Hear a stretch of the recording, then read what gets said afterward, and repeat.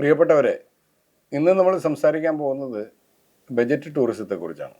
നമ്മളിതിനു മുമ്പ് ഒരു വീഡിയോ ചെയ്തിരുന്നു. ബജറ്റ് ടൂറിസത്തിൻ്റെ പോരായ്മ, കാട്ടിലകപ്പെട്ട് പോയ ഒരു വാഹനവും അതുമായി യാത്രക്കാർക്കുണ്ടായ ബുദ്ധിമുട്ട്, ജീവനക്കാർക്കുണ്ടായ ബുദ്ധിമുട്ട്, കോർപ്പറേഷനുണ്ടായ പ്രശ്നങ്ങൾ, ഇതിനെക്കുറിച്ചെല്ലാം നമ്മളൊരു വീഡിയോ കൃത്യമായി ചെയ്തിരുന്നു. അതിൻ്റെ ഫലമായി നമുക്ക് കോർപ്പറേഷൻ്റെ ഭാഗത്തു നിന്ന് നമ്മളുടെ വീഡിയോ കണ്ടിട്ട് അനുകൂലമായ ഒരു നിലപാട് കോർപ്പറേഷൻ്റെ ഭാഗത്തു നിന്ന് ഉണ്ടാകുകയും അങ്ങനെ ഒരു സർക്കുലർ വരികയും ചെയ്യും. അപ്പോൾ അതായത് ദീർഘദൂരമായ യാത്രകളിൽ KSRTC ഉപയോഗിക്കുന്ന സ്റ്റാഫുകളെ പോലെ തന്നെ 3 പേരെ ഉപയോഗിക്കാതെ 2 പേരെ ഉപയോഗിച്ചുകൊണ്ട് സർവീസ് നടത്തുക. അതായത് ദീർഘദൂര ബജറ്റ് ടൂറിസമാണ് പോകുന്നതെങ്കിൽ 2 ഡ്രൈവർമാരെ ഉപയോഗിച്ചുകൊണ്ട് സർവീസ് നടത്തണം എന്നുള്ള ഒരു സർക്കുലർ നിങ്ങളെല്ലാം ഇതിനകം കണ്ടു കാണും. അത് വെൽഫെയർ അസോസിയേഷൻ്റെ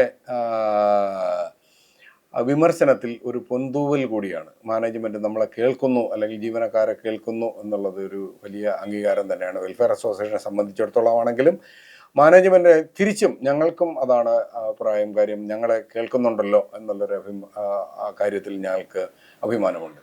നമ്മൾ ആ വീഡിയോ ചെയ്തതിന് ശേഷമാണ് അത് വന്നത്.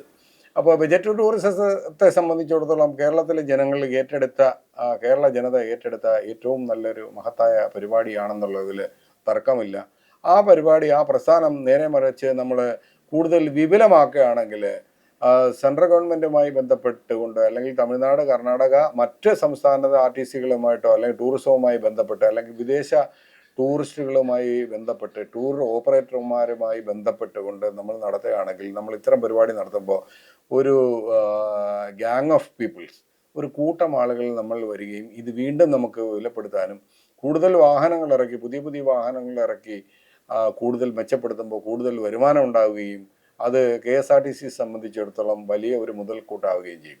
കാരണം KSRTCയിലെ ജീവനക്കാർ ഈ പരിപാടികളുമായി മുന്നോട്ട് പോകുമ്പോൾ, അല്ലെങ്കിൽ ടൂറിസം ഓപ്പറേഷനുമായി മുന്നോട്ട് പോകുമ്പോൾ തീർച്ചയായിട്ടും മാന്യമായ പെരുമാറ്റവും യാത്രക്കാരോടാണെങ്കിലും അല്ലെങ്കിൽ ഈ ടൂറിസ്റ്റുകളോടുള്ള മാന്യമായ പെരുമാറ്റവും നമ്മുടെ രീതികളും തീർച്ചയായിട്ടും മറ്റ് സംസ്ഥാനങ്ങളിലും, നമ്മുടെ സംസ്ഥാനങ്ങൾ അറിഞ്ഞതുപോലെ തന്നെ മറ്റ് സംസ്ഥാനങ്ങളിലാണെങ്കിലും അല്ലെങ്കിൽ രാജ്യത്തിന് പുറത്താണെങ്കിലും നമ്മൾക്കൊരു നല്ല പേര് വരികയും അത് കോർപ്പറേഷനും ആ സൽപ്പേര് വരികയും എന്നുള്ള കാര്യത്തിൽ തർക്കമില്ല.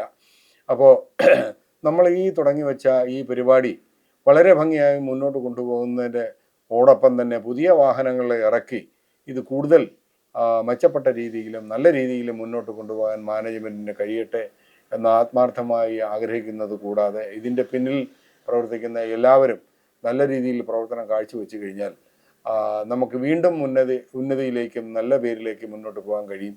ചില ഡിപ്പോകളിൽ നിന്ന് തന്നെ അടുത്ത സമയത്ത് നമ്മുടെ വാട്സപ്പ് ഗ്രൂപ്പുകളിൽ ഓരോ കോർഡിനേറ്റർമാരെ നമ്പരും, അല്ലെങ്കിൽ ആ ജില്ല തിരിച്ചുള്ള നമ്പരും, അവിടെ അതിൻ്റെ പ്രവർത്തനവുമായി ഇരിക്കുന്ന ആളുകളുടെ മുഴുവൻ നമ്പരും നമുക്ക് തരികയും കിട്ടുകയൊക്കെ ചെയ്തു. ഇന്ന് പല സ്കൂളുകളിൽ നിന്നും ഇത്തരം കാര്യങ്ങൾ ഞാൻ ഒരാളുമായി ബന്ധപ്പെട്ടോ, ഒരു സ്കൂളിലെ HMമായി ബന്ധപ്പെട്ടപ്പോൾ KSRTC ബസ്സിൽ ഇങ്ങനെ ടൂർ പോകുന്ന കാര്യവും കുട്ടികളെ കൊണ്ടുപോകുന്ന കാര്യവും രക്ഷിതാക്കളൊക്കെ കൊണ്ടുപോകുന്ന കാര്യമൊക്കെ പറഞ്ഞ് ചർച്ചയൊക്കെ ചെയ്തപ്പോഴത്തേക്ക് അവരും വളരെ പോസിറ്റീവായ അഭിപ്രായമാണ് പറഞ്ഞത്. വളരെ നല്ല കാര്യങ്ങളാണ് നമ്മൾ ചെയ്തുകൊണ്ടിരിക്കുന്നത്. അവർ ഇങ്ങോട്ടാണ് നമ്മളോട് പറഞ്ഞത്, നിങ്ങൾ മനോഹരമായ പരിപാടികളാണ് ഈ ചെയ്തുകൊണ്ടിരിക്കുന്നത്, അത് ജനകീയമാക്കുന്നതിൻ്റെ ഭാഗമായി നിങ്ങൾ കൂടുതൽ നല്ല ബസ്സുകൾ ഇറക്കുകയും കൂടുതൽ ഫെസിലിറ്റി കൊടുക്കുകയൊക്കെ ചെയ്തു കഴിഞ്ഞാൽ ജീവനക്കാർക്ക്, അല്ലെങ്കിൽ യാത്രക്കാർക്കും, അല്ലെങ്കിൽ ടൂറിസ്റ്റുകൾക്ക് പ്രത്യേകിച്ച് ഇതുമായി സഹകരിച്ച് മുന്നോട്ട് പോകാൻ ഭയങ്കര ഇഷ്ടമാണ്, അല്ലെങ്കിൽ അത് നല്ലൊരു പരിപാടിയാണ് എന്നുള്ള രീതിയിൽ അവരും നമ്മളോട് പറഞ്ഞു.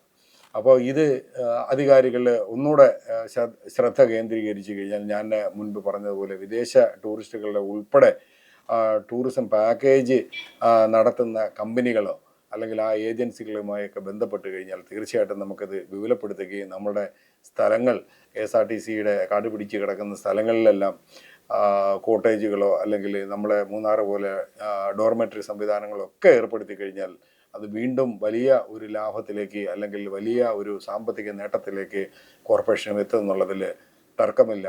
നമ്മളുടെ കൊറിയർ സർവീസ് പോലെ ജനകീയമാണ്. കാര്യം കൊറിയർ സർവീസിൽ നിന്ന് പല ആളുകളും 16 മണിക്കൂർ കൊണ്ട് കേരളത്തിൽ സാധനം നമ്മളെ എത്തിക്കുന്നത് പോലെ അതൊരു വലിയ വിജയം തന്നെയാണ്. നമ്മളുടെ ഡ്രൈവിംഗ് സ്കൂളുകളും വിജയം തന്നെയാണ്. പുതിയ പുതിയ ആശയങ്ങളെല്ലാം വമ്പൻ വിജയമാകുമ്പോൾ അതിൻ്റെ എല്ലാം അതിൻ്റെ ഭാഗമാകാൻ കഴിയുന്നതിൽ നമ്മൾക്ക് ഓരോരുത്തർക്കും അഭിമാനിക്കാം. കൂടാതെ ഇനി ഒരു കാര്യം പറയാനുള്ളത്, വളരെ ശ്രദ്ധയോടുകൂടി ശ്രദ്ധിച്ചു കഴിഞ്ഞാൽ KSRTCയുടെ വക ഒരു FM സ്റ്റേഷൻ തുടങ്ങുകയാണെങ്കിൽ KSRTCയുടെ കലാകാരന്മാരെ ഉൾക്കൊള്ളിച്ചുകൊണ്ട് നമുക്ക് മുന്നോട്ട് പോവുകയും നമ്മളുടെ പരസ്യം തന്നെ KSRTC തന്നെ പരസ്യം കൊടുക്കുമ്പോഴത്തേക്കും നമുക്കതിനകത്തൊരു വലിയ വരുമാനം, നമ്മുടെ KSRTC ബസ്സുകളിൽ അതിനുള്ള എല്ലാ ഡിപ്പോകളിലും നമുക്ക് ഈ ഓരോ 25 കിലോമീറ്റർ ചുറ്റളവിലും നമ്മുടെ ബസ് ഡിപ്പോകൾ ഉള്ളതുകൊണ്ട് തന്നെ നമുക്ക് കൂടുതൽ പരസ്യങ്ങളും മറ്റുള്ള കാര്യങ്ങളും കിട്ടാനും അത് ഒരു വലിയ വരുമാന മാർഗമായി മാറുന്ന കാര്യത്തെക്കുറിച്ച് അധികാരികൾ ചിന്തിക്കണം എന്നുള്ളൊരു അഭ്യർത്ഥന കൂടെ ഉണ്ട്. FM സ്റ്റേഷൻ നമുക്കൊരു നല്ല വരുമാനം ഉണ്ടാക്കാനുള്ള മാർഗമാണ്.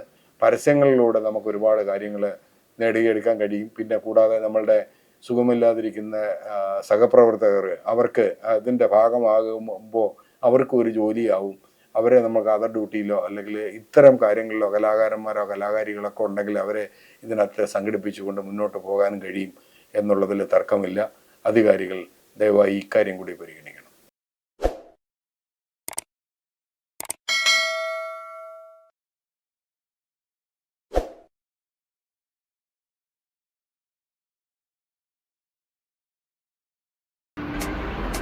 Thank you.